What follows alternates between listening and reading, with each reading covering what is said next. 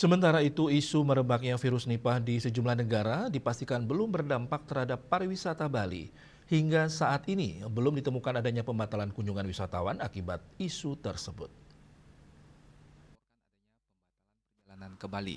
Menurutnya, isu virus Nipah saat ini belum menjadi ancaman serius bagi Bali.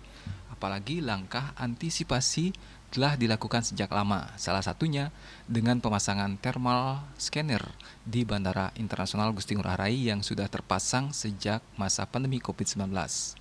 Dengan alat tersebut, penumpang yang mengalami suhu tubuh tinggi dapat terdeteksi sejak awal. Karena itu, masyarakat dan pelaku pariwisata diimbau untuk tidak panik dan tidak berlebihan menyikapi isu yang berkembang. Scanner kan terpasang terus di airport. Begitu dia panas, jadi kedetek ya kan. Itu kan masih nyala dari zaman COVID. Jadi saya pikir ini belum heboh lah. Belum ada pembatalan, belum tiba-tiba wisatawannya cancel gara-gara sakit tuh nggak ada. GIPI Bali juga menyatakan terus berkoordinasi dengan pemerintah pusat, khususnya Kementerian Kesehatan, untuk mengikuti perkembangan dan arahan resmi. Selama belum ada pernyataan darurat dari pemerintah, aktivitas pariwisata tetap berjalan seperti biasa. Menjelang perayaan Tahun Baru Imlek, kunjungan wisatawan khususnya dari Tiongkok dan India diperkirakan tetap meningkat.